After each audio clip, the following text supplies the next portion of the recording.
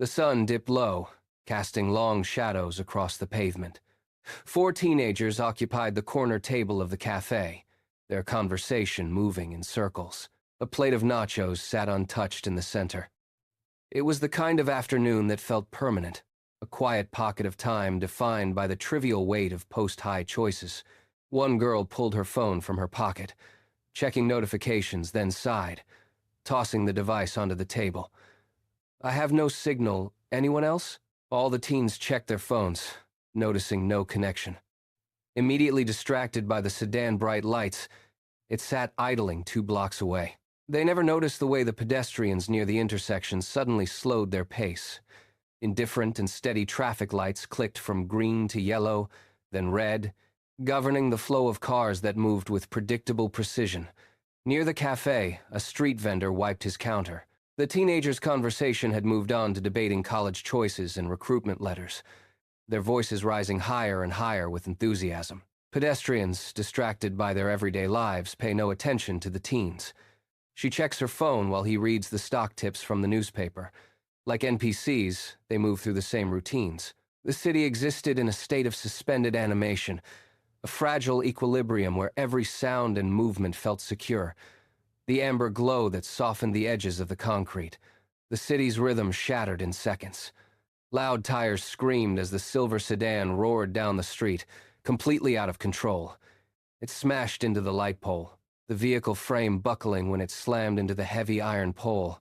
The impact sent a shockwave through the ground, vibrating up through the table legs. Water ripples inside the glass. Laughter died instantly from the table of teens, replaced by a sharp, collective intake of breath. Debris began to rain down onto the intersection. Pedestrians froze mid-step, their eyes locked on the wreckage. The sedan sat crumpled against the bent pole, its hood on fire, smoking. It began leaking fluids. The hum of traffic vanished, erased by the sudden, heavy silence of the aftermath. A single hubcap rolled across the asphalt, ringing like a bell before settling in the gutter. One of the teens stood up, gripping the edge of the table, his knuckles turning white as he stared down the street. The air grew thick with the smell of scorched rubber and leaking coolant. No one spoke. No one moved. The street, just moments ago a tapestry of routine, now stood paralyzed by the sight of the mangled metal. The stillness was absolute, a heavy weight pressing down on everyone who witnessed the sudden destruction. Silence. 5 heartbeats. The sedan's door creaked open and a man stepped out, slamming it behind him. He moved through the wreckage methodically, searching for something or someone among the carnage, quickly reaching into the back seat, pulling out a submachine gun, next equipping a rifle from the floorboard. He did not look at the crowd, more so, looking through the crowd. He did not shout. He simply raised the weapon toward the storefronts, lining the street, searching for something. Pedestrians scattered, taking cover, recording the shooter. Something moves quickly. Through the dense smoke, the first volley hit the glass windows with a rhythmic, mechanical roar. The sound was deafening. Pedestrians remained confused, watching him fire at nothing. Something blew past the storefront in a flash. The shooter fires, a relentless metallic pulse that drowned out the distant sirens. Large panes of storefront glass disintegrated. The air turned white with dust and shattered fragments. Bullets chewed through brick as something moved quickly through the street. The rifle clicks empty. Someone dashes in front of him. The shooter stumbled over his own feet, scrambling to draw his pistol. They grappled for a moment before the man dashed away. The shooter emptied his clip into the dense smoke, reloading once more. Each shot pushed the crowd further into chaos, the sound of glass breaking becoming the permanent soundtrack of the day. Swinging his SMG around his shoulder, the man dashes into a storefront. The shooter fires frantically. The man taunts him, weaving throughout the sustained burst. Bullets, shredded clothing racks, and the remaining displays. The teens did not scream. The sound had been stripped from their throats by the sheer scale of the violence. The street was no longer a place of transit. It was a killing zone, a thin layer of glass separating them from the carnage. The shooter's silhouette moved in the distance, unable to find his target. Teens huddled behind the stone walls, chests heaving, lungs burning for air that felt thin and metallic. "Get down!" he screamed to his friend. The gunman turned his focus toward the center of the intersection, his weapon tracking a fleeing group of pedestrians, scanning the area searching for his target. The vehicle roared, leaning hard, fishtailing towards the shooter. Distracted by the man with incredible speeds, he turned too late. Surprised by impact, the shooter turns around to the jarring force echoing. The street was no longer a place for people. It was a testing ground for force. A sickening crunch of metal and bone vibrated through the pavement. The gunman slumped, turning, doing his best to withstand the impact, but the metal hood was already digging into his chest. He held strong but buckled at the end, his weapon clattering to the ground as the engine of the car stalled against the impact. The street fell into a sudden burst of chaos. Frantic pedestrians watched from afar, recording the altercation. His body slid off, crushed between grill and pole. The vehicle rolls completely over his torso area, leaking dark fluid. The threat was neutralized, or so they had thought. But the silence felt heavier than the gunfire. A warning. His legs moved first. The car shifted as he crawled from underneath with practiced ease. The silence lasted only a heartbeat. 2 survivors began to peek from the storefront, both watching him crawl from underneath the car, leaning on the hood, shaking it off nonchalantly. A low, guttural rumble vibrated through the intersection, drowning out the screams. The large box truck's speed picks up immensely. Its metal plating, scarred and dull, roared through the smoke. It did not swerve. It did not slow. Ahead, a woman stood paralyzed in the center of the lane. She looked up at the grill, her eyes wide, mouths agape at the empty blue sky. They did not see the black SUV surging down the avenue. It did not swerve. Before the truck surged, it hit her at 50 miles per hour. The impact was absolute. The truck barreling down on the shooter next. He turned quickly. Focused, he steadies himself, planting his boots in the ground, catching the front end of the truck. The tires smoke. The vehicle shifted gears. The engine whined, a high-pitched roar. He's thrown to the side of the road. The truck stalls out. Heavy, dark smoke seep from the tailpipe. The shooter rises, escaping through the alley, popping out the other end of the street. Pedestrians stood in the intersection, distracted and slowing, paralyzed, faces upturned. A black truck careened down the road, someone clinging to its roof. Unsuspecting pedestrians in headphones crossed the road. The truck didn't slow. It plowed into them with a sickening, wet thud that cut through the city air. Bodies were tossed like discarded waste, scattering across the asphalt in a gruesome, disjointed sprawl. The vehicle did not stop, its tires crushing debris and flesh alike as it swerved toward the sidewalk. A second wave of pedestrians broke, running in blind, panicked directions. The randomness was absolute. Chaos took hold, replacing the focused terror of the shooting with a frantic, aimless struggle for survival.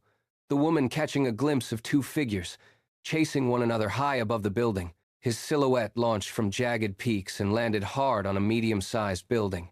He was already sprinting downward when he noticed the figure pursuing him. Dropping low, he ran down the building, moving with a terrifying rhythmic grace that defied the laws of momentum. He sprinted across the gap between buildings. The second sprinter trailed, his feet barely touching the gravel-strewn surfaces before launching into the next arc. Each stride covered impossible distances, carrying a heavy bag with ease. A blur of motion against the smoke-choked horizon. He did not sprint like men. It flowed like mercury. The bag rips, and gold coins spill out, leaving a trail behind. Tossing the bag first before leaping building-to-building rooftop with ease. Vaulting over ventilation shafts and sheer drops with a mechanical precision. Down below, most of the remaining survivors were too distracted by the carnage to notice the shadows dancing above their heads. The figure maintained a steady, predatory pace, navigating the urban terrain as if it were a flat, open plain. His path calculated, efficient, and entirely detached from the chaos unfolding in the streets. The building below set ablaze on fire as he darted quickly. The air around him seemed to ripple, a silent signal of a power that had no place in the world of steel and concrete. They were not human in their speed, nor in their intent. The arrival of these runners marked a shift in the nature of the horror. She stood there, playfully chuckling before chasing after him, leaping in front of him, cutting off his path. transforming the random violence of the street into a calculated, systematic pursuit. She grabs him. He reversed quickly, sliding behind her, locking her arms from behind. She jabs him in the stomach twice before he shoves her off the ledge of the building, running away instantly. The runner did not stop, his momentum catching the corner of a ventilation unit, holding his chest, checking his six. The strap of his heavy duffel bag snagged, the canvas screaming as it tore wide. A cascade of gold coins erupted even more, falling down to the street, descended from the crumbling upper floors. It struck the pavement with a wet, heavy thud, spilling into the air like a shimmering metallic waterfall. They tumbled through the smoke, thousands of coins scattered across the blood-slicked asphalt and the limbs of the fallen, glinting under the harsh sun before striking the pavement with a ringing echo throughout the street. Thousands of coins scattered across the blood-slicked asphalt. A survivor, clutching a wounded arm, reached out collecting coins. His movement hesitant and confused, closing the bag, sealing the remaining coins before darting off. He never looked back, his silhouettes already vanishing into the next rooftop. Below, the coins settled into the gore, their brilliant luster mocking the carnage. The survivors stared at the gold, even the children mesmerized by the reflection glinting in the coins, hands trembling, unable to reconcile the sudden fortune with the bodies scattered at their feet, realizing it's blood money. The runners thought he was alone once again in the sky. He was wrong. She remained tracking him on a rooftop 3 stories higher than his current path. She cut across the building before climbing up the ledge, out of breath and pissed off, spotting her target 3 buildings away. She remained perfectly still, her eyes scanning for the lead runner with the focus of a predator watching prey in a field. Scouting her next move, watching him running across the building, she did not hesitate. Her knees bent, her muscles coiled, and then she launched. She became a projectile, clearing the gap between buildings in a single terrifying leap. Gravity pulled her downward, landing right behind him, placing one hand on his shoulder, snatching the bag. "Where is he? Don't make me do this," he countered, spinning before snatching the bag, tossing it over the building's ledge, onto a lower rooftop. She quickly spoke, but he backflips off the rooftop, down to the bag's exact location. The quickness was uncanny, moving in a blink of an eye. She dives quickly, continuing the hunt. She locked her gaze onto her target, her trajectory set, her intent clear. She leaps off the building right after, no hesitation. Anvil force. She struck him midair. They both plummet towards the ground. His fingers clawed at her harness. The momentum did not stop. Instead, it warped. They became entangled. Falling to the ground, she landed behind him, grabbing him from behind. He maneuvers, flipping her around. They grapple on the ground, tussling with one another. The runner frees himself, attempting to dash away again. She extended her hand, firing a green energy orb. The runner tilted at a 45-degree angle, avoiding the energy orb, slanting while kicking up gravel. He sprinted up the nearby wall, flipped backward, and landed on her back. His arms locked around her from behind a bear hug that cut off her breath. Her veins bulged as she clawed at his forearms. He spun her around quickly before thrusting her face first into a brick wall. Her eyes widened as her face surged forward, a wall of mortar and clay that promised no mercy. She reversed his hold, slamming him against the wall, thrusting his body through brick wall like shredding toilet paper. Dust cloud billowed across the sidewalk, obscuring vision through the haze. Teeth gritted, she activated an energy shockwave, sending pulsating currents throughout the street, causing the walls and windows to shatter. The blast shattered windows 3 blocks away. Within a 50-yard radius, the heat incinerated everything. Concrete cracked, asphalt liquefied, and pedestrians vaporized in the first second. Bodies smashed through the storefront glass in a violent surge, the pain exploding into 1,000 shards that caught the light like a burst of violence. The display exploded in a shower of sparks, and the group went down, hard bodies twisted, metal screaming, limbs tangled in the wreckage. The physics of the encounter turned human beings into mere debris. There was no dignity in the way they fell. Blast eliminated humans in seconds. Time seemed to stretch, the space between them and the building shrinking to a few feet. They braced, hands locked, as both collapsed through the brick structure, the building's frame groaning under the sudden shockwave. The support beams buckled, the building collapsed, A deep, grinding sound vibrated through the foundation, a sound of metal screaming against stone. The survivors scrambled, shoes slipping on the slick, metal-strewn ground. They dodged falling masonry and sharp shards of glass, burying gold underneath bricks and debris. For a brief moment, the street went unnaturally quiet, save for the sound of individual coins ringing against the asphalt. Bystanders stood frozen, their eyes tracking the aftermath of the collision. Spotting both runners heading up one building, both burst onto the rooftop ledge simultaneously, racing towards one another. She moves first, a vicious kill shot aimed at his throat. He pivots away just in time, but she manages to grab his collar. He begs for mercy. She threatens his family. Fear breaks him, he gives her everything. She snaps his neck, rips out his throat, cuts off one finger. In one fluid motion, she tossed his lifeless body between two tall buildings into a dark abyss. He simply vanished into the void, waiting for the sound of a wet thud. Her eyes scanning the roof, she spots military choppers and police sirens down below. The sky darkened as the first wave of military helicopters crested the horizon, their rotors beating a heavy, rhythmic pulse that drowned out the city's lingering echoes. They banked low, black silhouettes against the rising plumes of smoke. Below, armored carriers tore through the debris, tracks grinding against stone and glass. Soldiers leaped from the rear doors before the vehicles had fully stopped, rifles leveled at the rooftops. They did not engage the figures above. They merely secured the perimeter of the slaughter. Simultaneously, a line of media vans maneuvered into the intersection, satellite dishes extending like metallic fingers toward the clouds, setting up for a cover-up operation, ready to spin the narrative. Millions of screens flickered to life, broadcasting the wreckage in high definition. The same lies echoed from every media outlet, each repackaged with a different spin. Those who witnessed the aftermath were called conspiracy theorists. These events had just redefined the boundaries of human possibility. The broadcast signal stabilized, sowing fear and mistrust, beaming the carnage into every corner of the globe.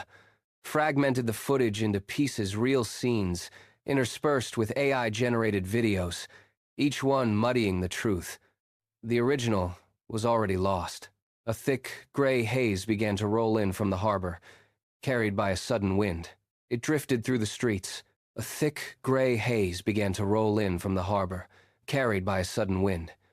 It drifted through the streets. No one spoke. The silence that followed was heavy, absolute, and final. The gifted have arrived. The street was no longer a scene of tactical violence. It was a slaughterhouse of chance, where every movement was a gamble against the next impact, written in the blood that pooled on the pavement. This was the beginning of humanity's end, a future no longer theirs to control. The gifted walked among them, indistinguishable until it was too late, and the people would learn to fear what they couldn't identify. Ohio burned within hours. Martial law descended.